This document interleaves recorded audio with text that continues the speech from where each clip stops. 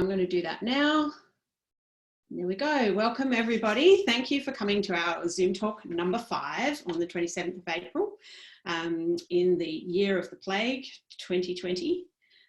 Before we get started, I'd like to acknowledge that we're meeting tonight on the land, most of us are meeting here in Adelaide, which is the land of the Kaurna people on the Adelaide Plains. I'd like to acknowledge that wherever we are in Australia, we're on Aboriginal land that was never ceded. And I want to also acknowledge the important role that Aboriginal and Torres Strait Islanders play in the movement for climate justice. So again, for the people who've just joined us, if you're not on Kaurna land and you're somewhere else on Aboriginal land and you know that land, if you would like to put it in the chat as an acknowledgement, that'd be lovely. Thank you very much. And I would like to hand over to our wonderful guest, Kelly Menzel, who was one of our speakers at the conference in January, and I hope many of you went to her session. And if you didn't, you can always catch up with it later. We've got a YouTube available, which I will post in the chat in a minute or two. So I'll hand over to Kelly. Kelly, you might just need to unmute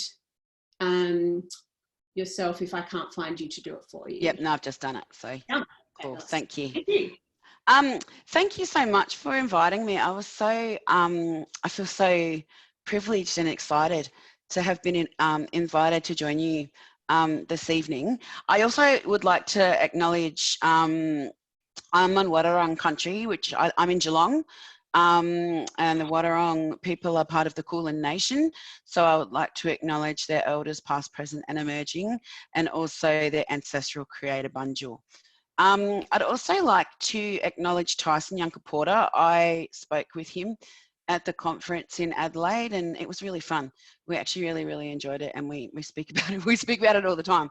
So yeah, I'd like to acknowledge him and thank him too for, I wouldn't have been able to do it without him certainly, and his fabulous book too is what brought me to get to know Gabby and Stephen. So Gabby, how would you like me to start? Did you want me and Stephen to... Do you want me to say something? Yeah, or would you like me just to introduce a bit more about myself, or...? Yeah, let's go with that if you don't mind. Okay, yeah, sure. All right, so I'm a Ngadjuri woman, so I'm from the northern, sort of just above the Mount Lofty Ranges in South Australia. That's where my great-grandmother's from. And then my family moved up on foot. They moved up to Broken Hill. And then on foot, my great-grandmother had 12 children and only 5 children made it to adulthood, and one of those children died in his early 20s. So only 4 children survived into adulthood, and one of those happened to be my grandfather, and he moved down to Adelaide, and the rest dispersed to Redfern in Sydney, and she also moved to Redfern in Sydney.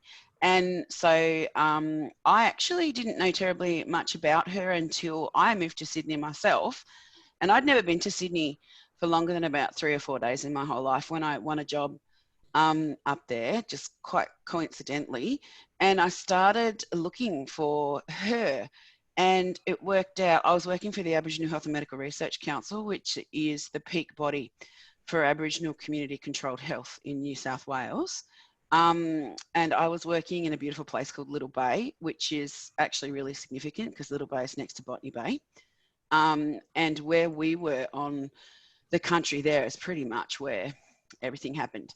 So it was a really significant piece of ground. And so I worked in this beautiful place with this beautiful view. And I found my grandmother at the Botany Bay Cemetery.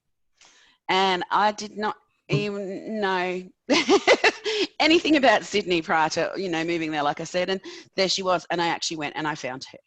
So I've been able to reconnect with that part of my history. And I took my mother to show her, and she's got a pretty magnificent view of Botany Bay for eternity. So I've also been able to find out a little bit more recently. My mother's cousin contacted her only the other week, and she's unfortunately, she's not very well. And as part of her being in lockdown and not being able to see anyone because she's not well, is she's doing more family history tracing.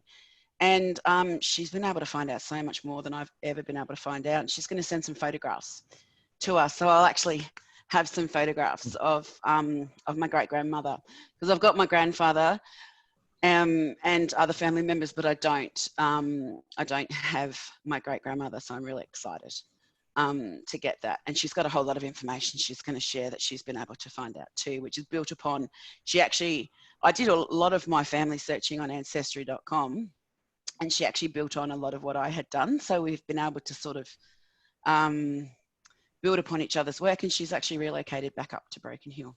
So she's sort of touching back onto where our family sort of have some roots, because some of the family were born there. Even the house that my great-grandfather died in is still there in Broken Hill, and the house that my family lived in Redfern is also still there. So I was able to locate all of those things as well, which is really nice. My particular family denied their Aboriginality, even though my grandfather was really dark-skinned, as was obviously my great-grandmother. But one of the uncles, he acknowledged his Aboriginality, and he was pretty much expelled from the family. He married an Aboriginal woman, and that was it. He was out. So I've done a fair amount of writing for my PhD on my family history, and the passing that they all did. My grandfather called himself Black Irish, and all of the things like that.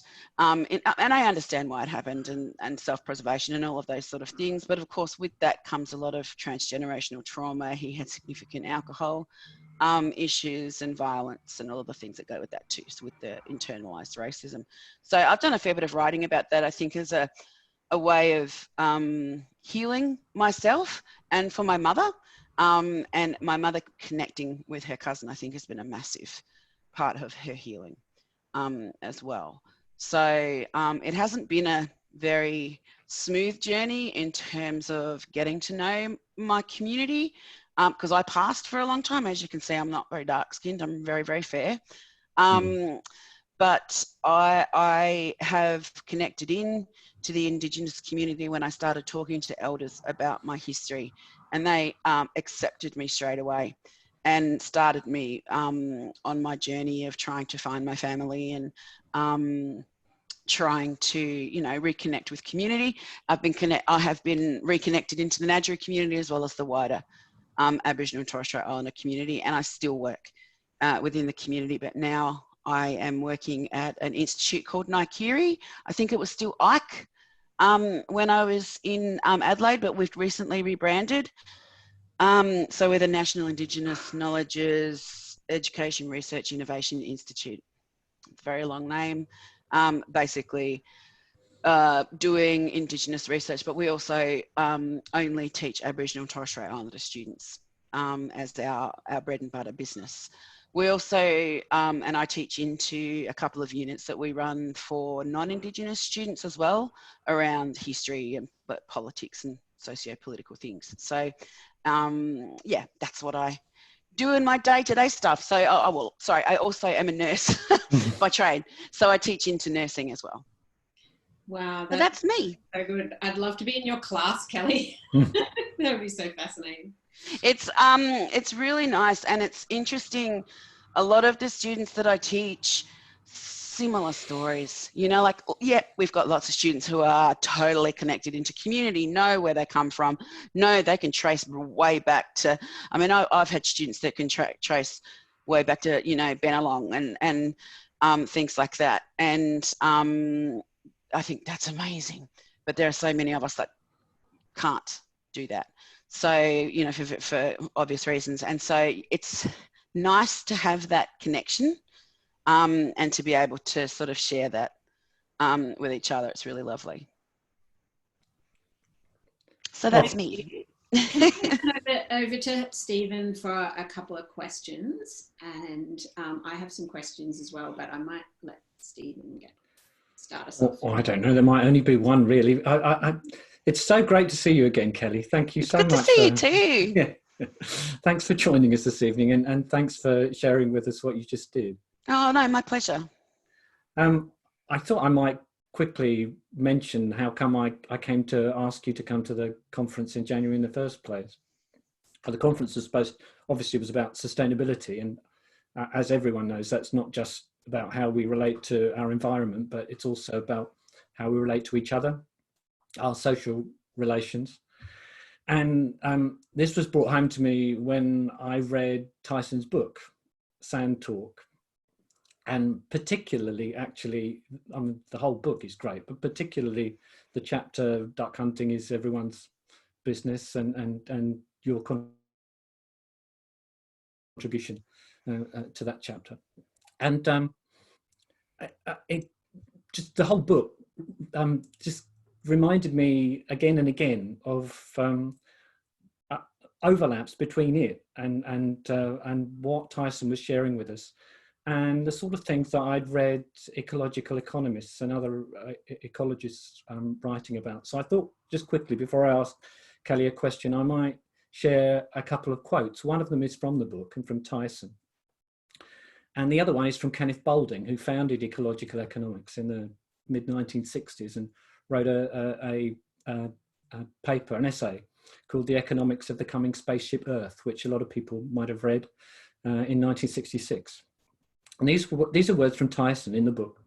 In our kinship system, every 3 generations, there's a reset in which your grandparents' parents are classified as your children, an eternal circle of renewal. In a live world where your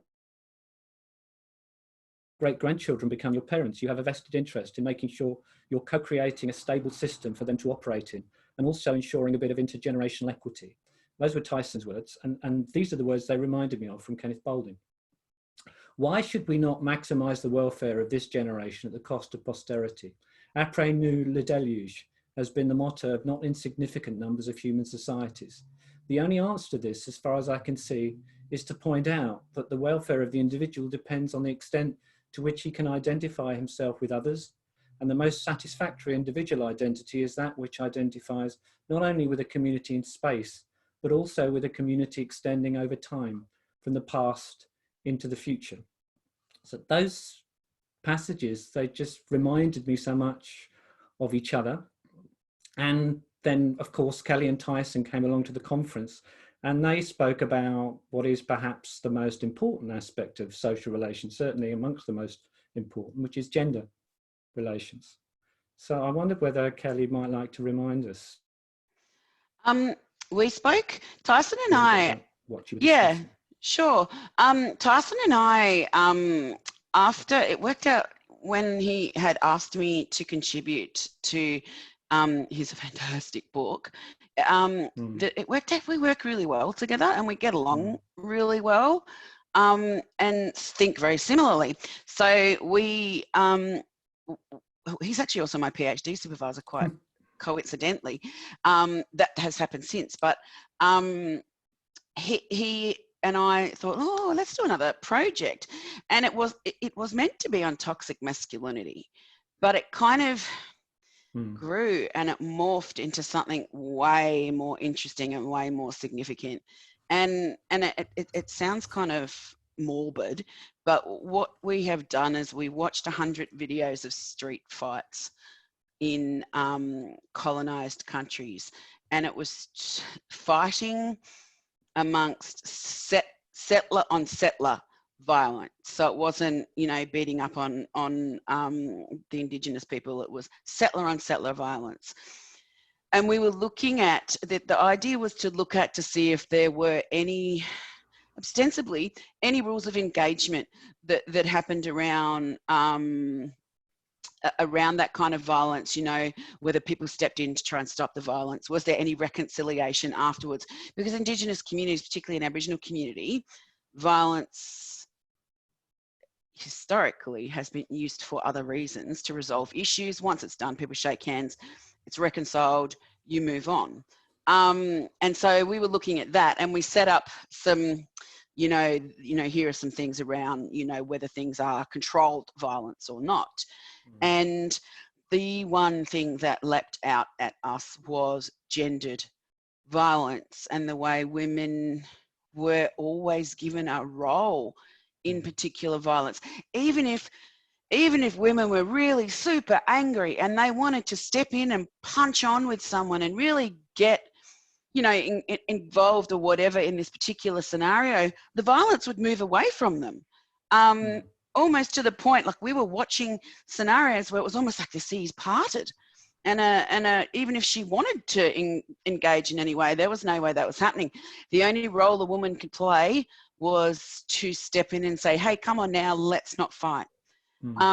Except in one situation where it was obviously deemed okay for a woman to be beaten publicly.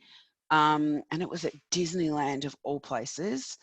And it was totally racially based because it was Black African Americans, and the amount of time it took for that particular violence to be handled was significant. And all of the women in this family, you know, because it looked like there was aunties, uncles, grandparents, partners, all of those kind of things there, and that was the only time, the one that stood out at us. But the rest of the time, a woman's role was utterly gendered in that. And when two women got into a fight, we watched this group fight at a beach, and they were almost like two gangs at this beach, you know, young men wanting to get in this fight. And as two women started fighting, it was almost like these two opposite groups united in their masculinity and sexualized these women in this fight. And one of these women was like, I think she must have been a kickboxer or something. Like, she had skills, but it was not the skills they were celebrating. It was that, oh, here's two girls in a girl fight kind of thing. And they literally united these two groups that had previously been fighting. And so to us, that's really fascinating. And it's not in any way celebrating violence or any of those things. It's just that we're, at the foundation of all of these things is that it's so gendered. And so that was the premise of our project. And they're behind me, you won't be able to see them because they're laying flat, but we decided to record our data rather than just classically on a spreadsheet. We actually recorded data on fighting sticks and a club. So the woman's fighting stick is made out of an Australian acacia wood, but the men, which has got all the sort of, you know, positive data on it, and then the stuff for the negative data, Tyson said he wouldn't even put, he made them himself, he wouldn't even put on an Australian piece of wood. He actually found an English, I can't remember if it was oak or something, but it's an English wood that he recorded that data on. So I also have a spreadsheet of that data, but our two artifacts are far more important when it comes to the recording of that particular data. So yeah, that was what came out of just a conversation, or let's do something about toxic masculinity. And it just morphed into this particular project. And it's, yeah, I think there's something in it. So, you know, we're just writing it up now for publication. So when we're still not quite sure how it's going to turn out in terms of our analysis, but there's definitely something in it when it comes to violence and gendered violence and the rules around that. Like, you would have thought violence is all out of control when people are beating each other up and stuff, but when a woman steps into the middle of that and people were fighting around women, it's like, that's so deeply ingrained in us. Like, how does that even happen? But it happens. Does Meg want to ask a question? Yeah, I think Meg has a hand up. Yeah, thanks, Stephen. So Kelly, I do remember your talk from the conference very well, and I'm also a fan of Sand Talk. I think I really appreciate the gendered lens that you bring, as well as the cultural lens, and I wanted to bring it to talking about economics, because I also see lots of parallels between what ecological economists say and what you and what Tyson have said in the book. And I apologise in advance, I'm going to get confused about whether it was your voice or Tyson's voice in the chapter. But a couple of things that you said in the book that I'd love you to expand on a bit more. You talked about the cultural differences in the way that women are entitled to violence in your culture, and it's not owned by men, and that's always kept the two genders in balance. But then the global economic enslavement, I think was the term you used, that we live in now, has kind of upset that, because we've now got, you know, most of the wealth of the world is sort of owned and controlled by men, and yet much of the essential work is done by women. And we see that even more in the pandemic now, where the teachers, the health workers, the food retailers, you know, overwhelmingly women, and yet lowly paid, and quite insecure and casualised. So, and they're also the ones with the children at home, and even more so now. Yay. Yeah. Yeah, so I'd love you to explain a bit more about, you know, global economic enslavement and how you view that through a gendered lens. Yeah, that would have been Tyson. That's a Tyson phrase, but no, that's I totally understand what you mean. In terms of, I'll take it back to, it's not a celebration of violence in any way. It's but in historically. And I would say probably all Indigenous communities, it's pretty consistent.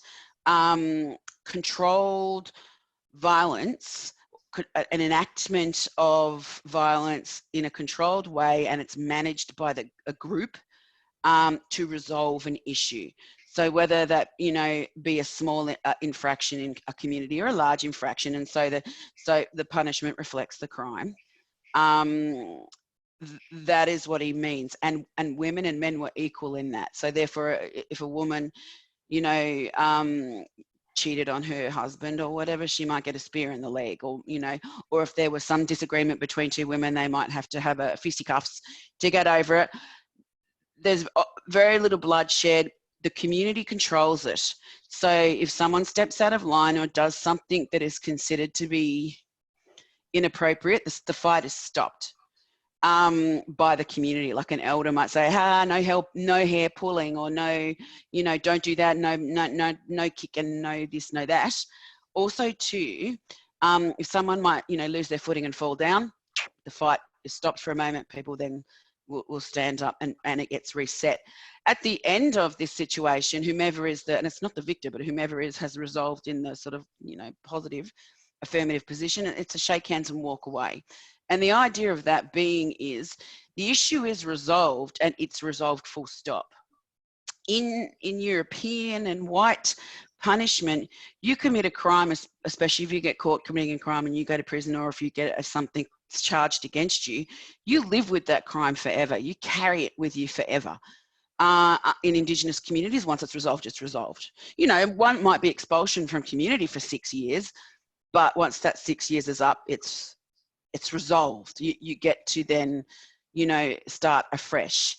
And so with invasion and colonization and bringing, you know, the clashing of the different cultures, I think, and then with particularly men in Indigenous culture losing much of their, I think men were more prepared to share stories when it came to sharing information with colonists and things like that, whereas women were particularly private, and women's business was not shared too. So men were much more disenfranchised than women, when it and therefore disempowered, more disempowered than women, and they sort of lost a lot of their role in community. So whereas women have been able to maintain many of those matriarchal and women's roles across time that men haven't been able to. So as a result, the imposing of European ways of doing things and misogyny and white terrible European use of violence has seeped its way into the Indigenous community. So therefore that's created havoc when it comes to how the Indigenous community you know, beats up on each other itself now. So that is probably a lot to do with it. Does that make sense? Am I making sense in that? You know, because men didn't have a lot, lost all those roles. They kind of have taken on that you know, that's the less Indigenous ways, and that's of course not all Indigenous men. And it's also, I'm not talking about all European men either. It just seems that is overwhelmingly affected, particularly Indigenous men. Thank you so much. Mm-hmm. Can I have a go at a question? Is that okay? Is there a waiting list? I've got a few. You're in charge of the waiting list. list. Meg's got her hand up again. Or is that the same one, Meg? I'll take it down. I do have another question, but I'm happy to go. Yeah, and I'm not sure if I answered your question fully either, Meg. I think I've still got some stuff I need to let it bubble away. That's right. I'll let it permeate with you, because I've got a follow-up question. Oh, I'll great, ask it later. great. Yeah. So I think in terms of like what we're trying to achieve as an action group, we're very much thinking about jobs and climate. There are two, we want to bring those two things into people's consciousness to think about it in a way that climate action and looking after our community and people who need support through whatever government mechanisms there are, so that jobs for climate action is something that we can really achieve coming out of this crisis. And I think there's some really good signs. I'm wondering how you think that might work in Indigenous communities. I mean, I know there's the community development employment program, which has had some good and bad aspects to it. I know that's not your particular area, but do you have thoughts around how something like a job guarantee, which is what we're trying to campaign for, might benefit or otherwise? Yeah, sure. Not every Indigenous community is the same. And I think that that's a really key thing to remember, is that some communities have been able to maintain traditional practices more easily, like up in the far north and in the Central Desert and places like that, whereas communities down south, South Australia, Victoria and New South Wales were invaded so early that they're different, just differences. So I think self-determination is the really key phrase there is, and that is the same with health. That's all tied in together, isn't it? The social determinants, you know, health, education, health, you know, how community looks after itself, all of those sort of things is the community has to be able to make decisions for themselves. And not every community needs the same thing. I mean, and that goes for every community. That's not just Indigenous communities. Some communities need more help than others. Some communities are really self-determined. I guess it's then about that the carrying capacity and taking health into it, the illness carrying capacity. Dependent upon how healthy the community is, will determine how well the community can manage itself. And that then bringing those kind of programs in, it has to be, the community has to be able to tailor it to the needs of the community. There are so many examples where things have been, did I use the example of the ridiculous toilet that was built up near where, up at Waddy Creek at the conference? There's this flash toilet. It's $1 million loo up at Waddy Creek, you know, because it's a tourist destination. It won some award for being this fabulous ecological loo. No one uses it, especially from the community. Nobody uses it. So you've got this flash $1 million toilet that no one uses.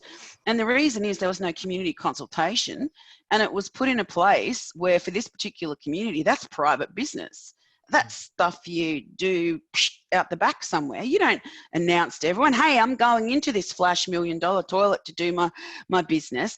It's just what a waste of money.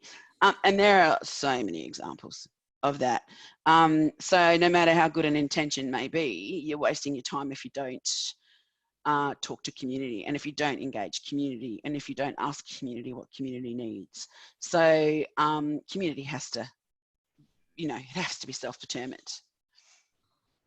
Yeah, absolutely. I think with the kind of job guarantee that we're talking about, it's voluntary, it's flexible, it meets people as it finds them. It includes like artistic pursuits and a whole range of which is fabulous, caring responsibilities, and basically it could be curated by the community in consultation with the people that are the willing workers.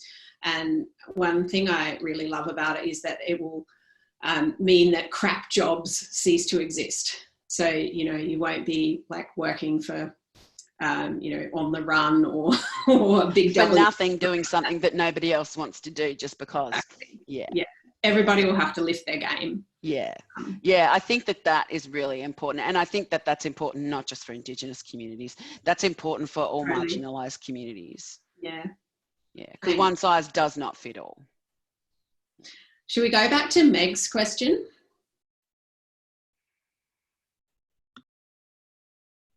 Yeah, unmute. Yeah, there you go. Yeah. Okay.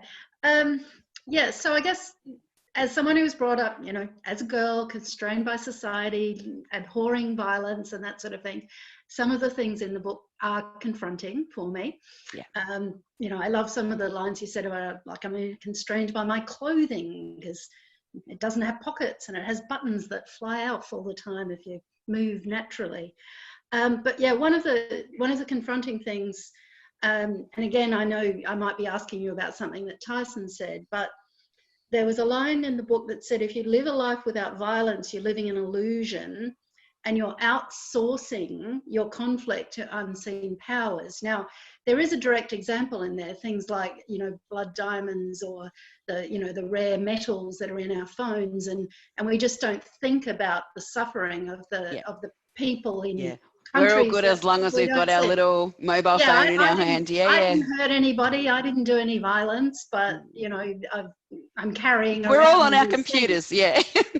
Yeah. Yeah. Yeah. So is that what that outsourcing of violence is referring to? Yeah.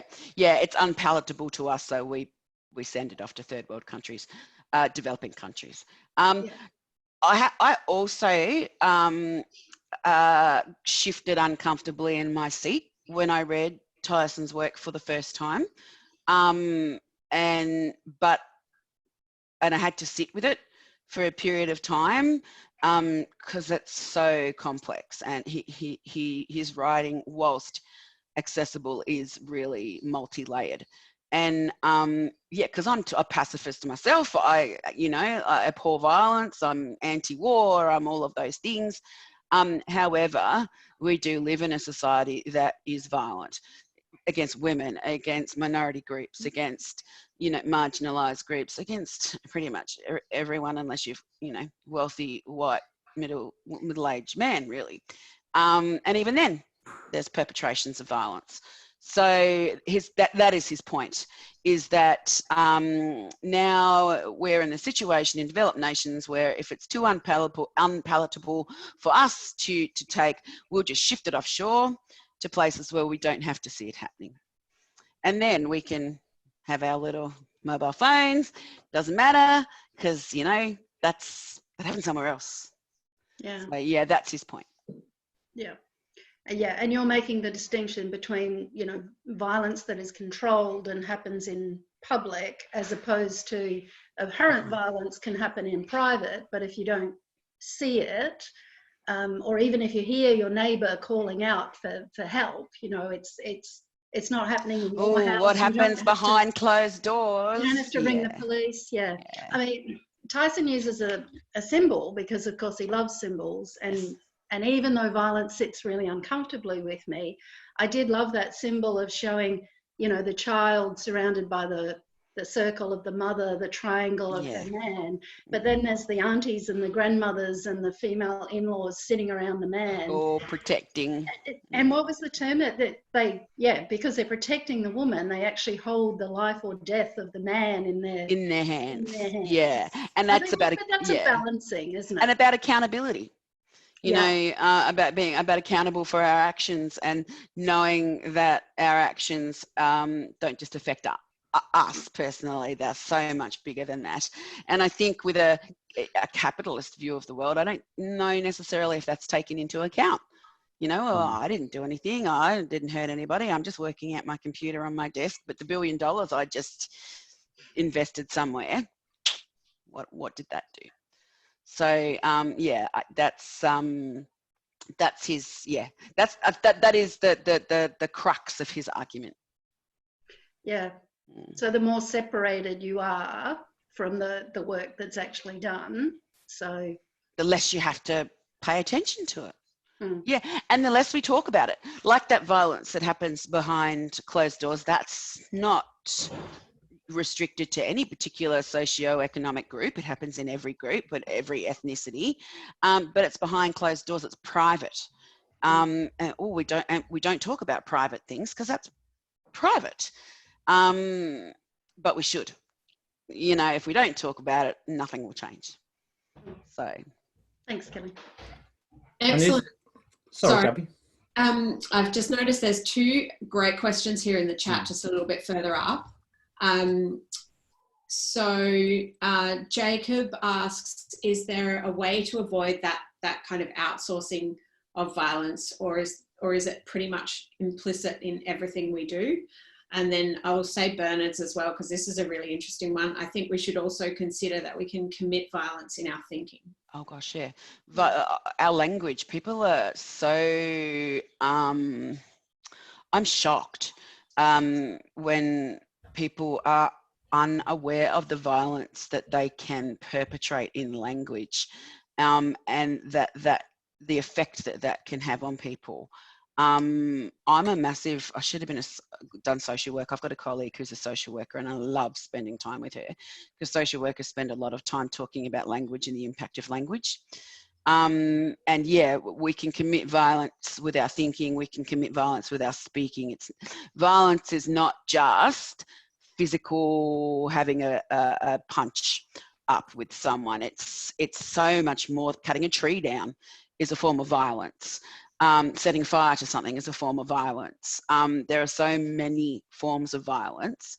So I'm just going to scroll back up to the first question from, it was Jacob, I think that you said, that asked that question. Yeah, is there a way to avoid violence? No. No, I don't think there is. I think there's a way of controlling it. I think there's a way of making people accountable. I don't think there's a way of avoiding it. We're violent. We are violent, and we perpetrate violence all the time. Like I said, in order to survive. I'm a vegetarian, but even I know that it creates a form of violence to the world, and in terms of production of, you know, things and ripping up of the earth and all of that sort of stuff. So, you know, I can't sit here in my, you know, my vegetarianism going, oh, look, I'm not taking part in all of that violence, because of course I am. So, yeah, I think the violence is inevitable. It's how we are accountable for it.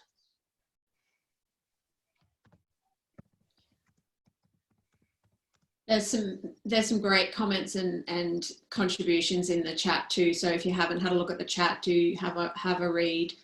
Yeah, check out the Fairphone. I'm going to go and have a look at that one. Yeah.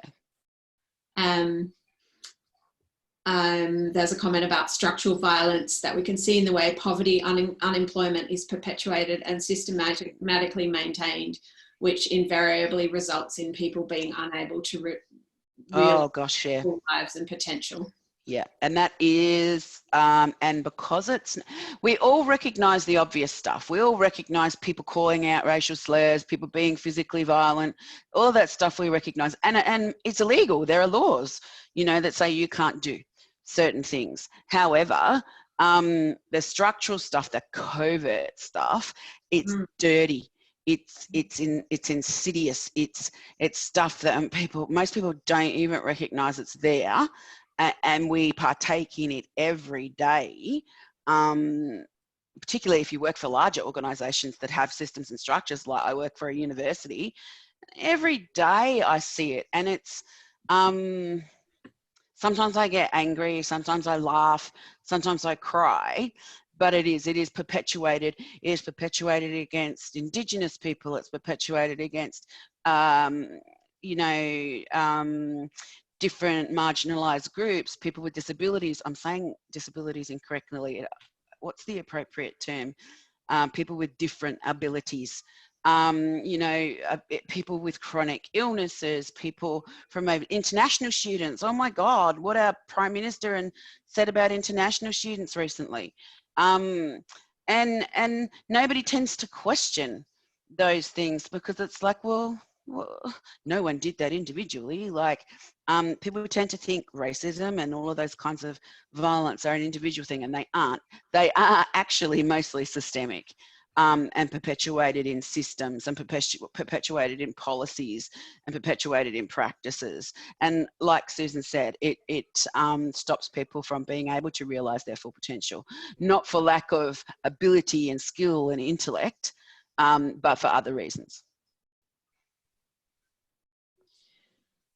Excellent.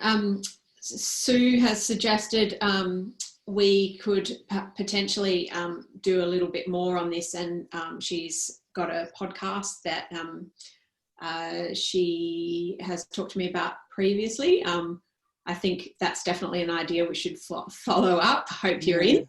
That can be quite short. She's done a few with Tori from this group who's here on the call tonight. Cool. So I will make sure that we add that in and do the follow-up there. Thank you. Some more great comments and questions. Let me just have a look. Are there any more actual questions? Do people have a burning desire to get an answer? I'll just look at the second screen so I can see if anyone's waving at me. Stephen, I've just read one of Stephen's comments, is we have a social system which has been based on gender, racial and social class violence. So true. Building a sense of community has come with moving away from an extractive, pollutive economic system which concentrates wealth, worship, individualism and perpetuates violence. That's so, so true.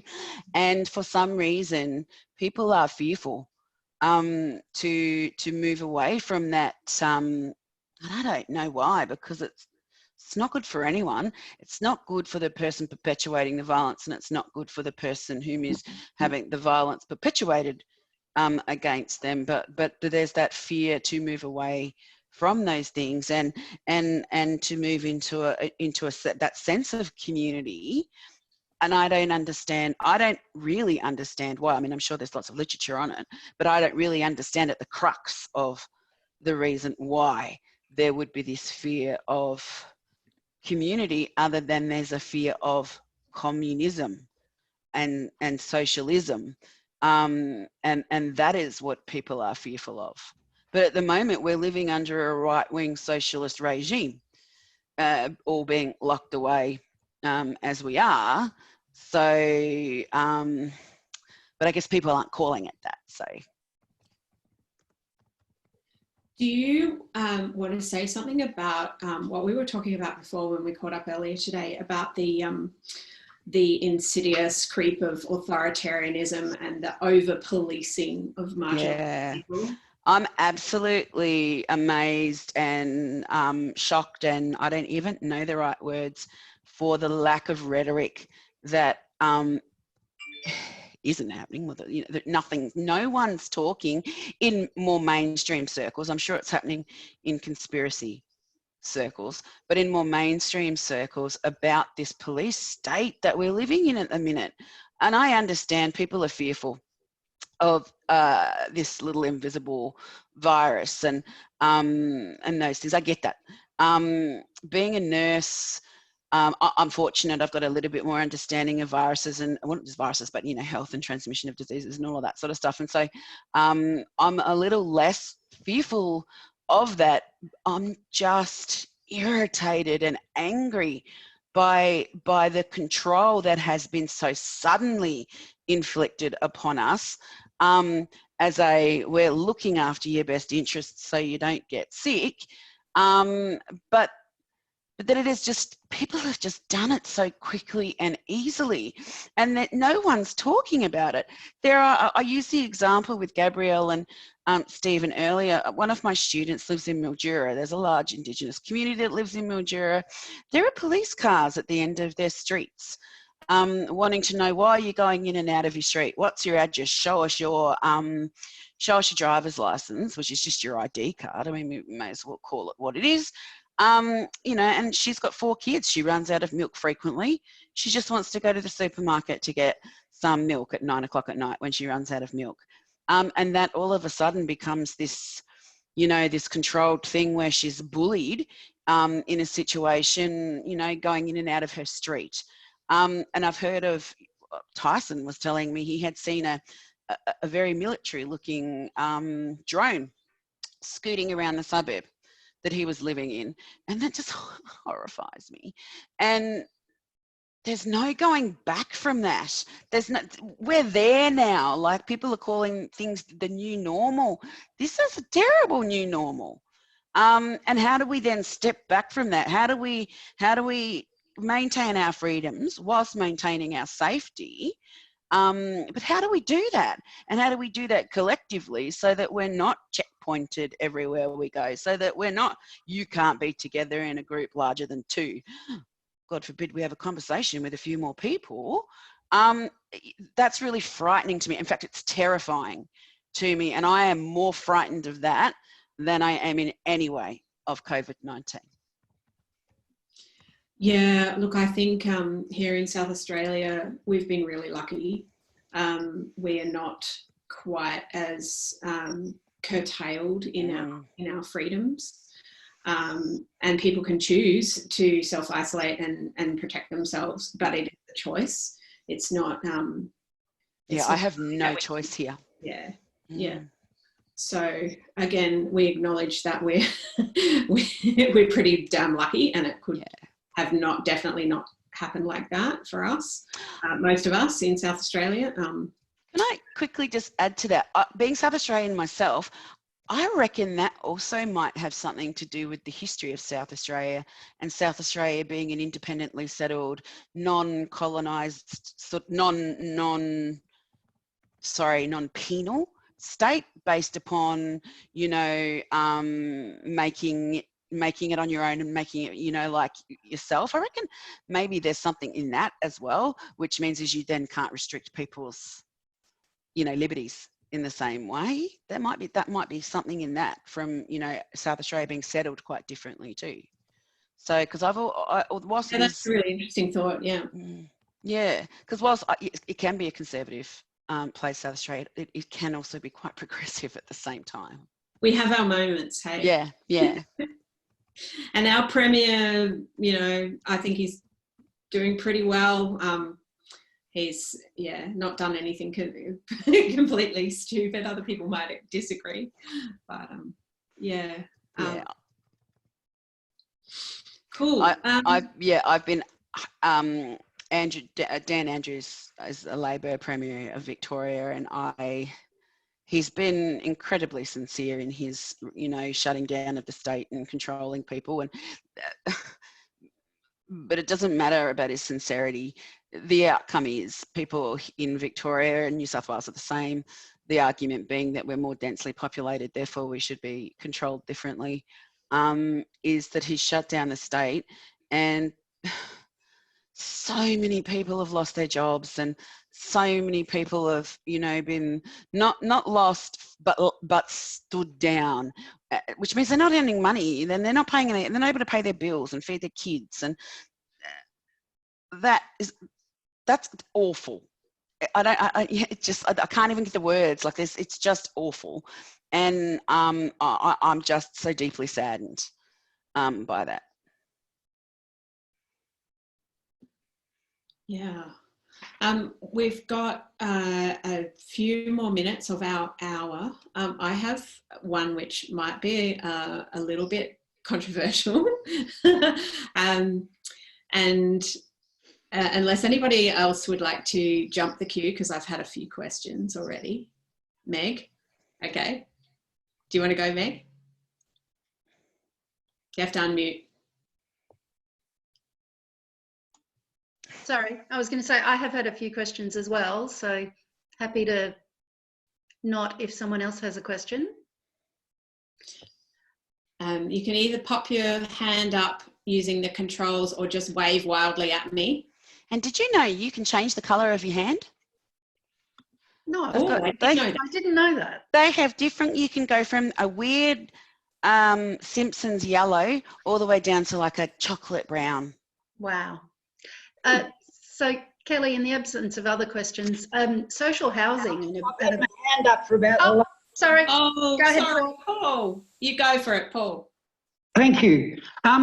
One really good discussion on violence, and it just confirms what I've been saying for about 20 or 30 years, and it's why I don't describe myself as a pacifist, because, you know, having previously been a member of government and outsourcing violence and stuff that, you know, we all got to own. But I wanted to shift back to the question about self-determination, and in the context of the response to COVID-19, remote and Indigenous communities have illustrated fabulous, you know, have taken the bull by the horns, have, you know, the Aboriginal controlled community health organisations have really done an outstanding job. You know, the communities, before any states closed themselves, the communities closed their own, you know, the APY lands people, then others. And, you know, it's been a really fabulous expression of Aboriginal people controlling their own, you know, destiny and determining their own future. And I'm just interested in your thoughts, Kelly, about how we might be able to kind of build on that and recapture some of that ground, because, you know, as you said earlier, the key to progress, whether it be a job guarantee, whether it's better housing, better health, whatever you know issue you want to highlight, is about self-determination and communities deciding for themselves what their priorities are and how they're best met. So I'm really interested in your thoughts about how we might build on this more recent stuff that's happened around the COVID-19. Yeah. The National Aboriginal Community Control Health Organisation is the peak body for all of the Aboriginal Community Control Aboriginal medical services. There's 149 or 42 around Australia, and that's how they coordinated the shutdowns of those communities, particularly in Central Australia. So the health organisations, because Aboriginal people and Torres Strait Islander people are statistically way sicker than any other group of people, we recognise that. So they said, that's it, we're shutting down shop. And it was made really quickly. That decision was made collectively and really quickly. And so I think the key concept there is collectivity. It was made by a body that's a peak body, but a body that is community controlled.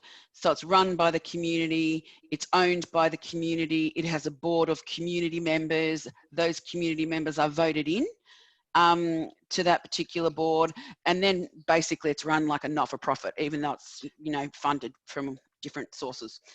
So it has a CEO and but there's a board of directors that all have a term of you know, that they sit as directors, and so that board of directors is representative of the community, therefore knows what the community needs.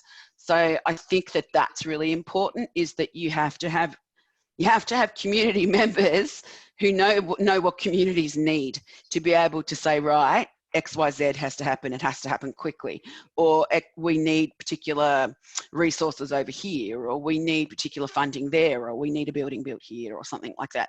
So I think it's about those kind of structures. So it's not about power, although there are instances where it has been about power and politics. And as soon as you have more than one person, you've got politics. But so they can be very political, but generally speaking, it's about collectivity. And that collectivity then is about that self-determination. I don't know if that's replicable in other communities. It might be. I'm sure it is.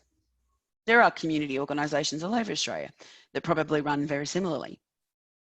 But I think too, Kelly, just illustrates and makes a lie to the myth that Aboriginal communities can't decide and manage themselves. And that's the lesson really, and something that needs to be expanded, elaborated, built on, highlighted, and that concept of Aboriginal dysfunctionality is perpetuated by neoliberal, the neoliberal media and the neoliberal government and commentators and things like that. So it's about dispelling that myth of Aboriginal dysfunctionality, that we can't look after ourselves, that we aren't able to make decisions. That yes, actually look at the decision that was made and it was a really good one. Excellent. Well, I think that is a really nice place to round off our discussion tonight. There's some excellent stuff in the chat, which I will send you all as a little bit of a tidied up document attached to the follow-up email. So you should get that tomorrow. And that will have some things that, if we want to come back to them and follow up, there's some links, there's just some comments for future ideas for actions. It's good to keep track of all of this stuff in one place. So we'll make sure you get that. Yeah, and please, can you, for anybody who, there's a couple of people who have said it would be really nice to chat. I'm happy for you to pass out my contact details. If anybody wants to flick me an email, that's absolutely, I'd love that actually. That would be cool. Kelly, thank you. That's really my pleasure. That is my pleasure. We'll try not to overload you with too much work, but it's so appreciated. And I feel like we've had some pretty deep discussions tonight, and we've touched on some things that can be, make you feel sad or upset or uncomfortable about, talking about violence and talking about oppression. So yeah, if people want to chat to me later as well. And I think, these conversations they can make you feel a bit icky and wiggle in your seat and stuff. And I say this to the non-Indigenous students that I teach. It's not about, it's okay to feel that way. It's not the intention of the conversation, but I think that that's part of the journey, is to acknowledge that it is uncomfortable. But that's really the only way we can get through to real positive actual change. I feel like we've come a long way.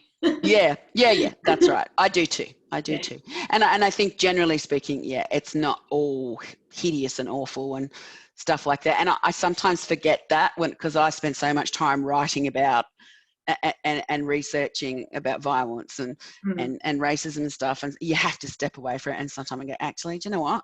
There's some really good stuff going on too. So you've got to celebrate that as well. For sure. And what you were saying before about being an advocate for MMT, this is in our chat previously. I think if we can all try to do that as much as possible, that's part of our role as activists. And I appreciate that we've got a great ally in you, Kelly. And I think the main message that we should be trying to get across to people is that it's a choice to accept poverty and disadvantage and unemployment. It's not a necessity. We can totally do something about this. Absolutely. We have that understanding and the will. Yay. So thank you everybody for joining tonight. What I might do now is stop the recording, and then we'll go to some announcements. I'll clap. Can't we clap? But before we do that, I'll unmute everybody and we'll give Kelly a round of applause. Thank you very much. That's really lovely. Thank you. Thank you so much. Like I said, I was really excited when I got invited to speak. So I've really enjoyed myself. Thank you for being such an awesome group of people. So thanks.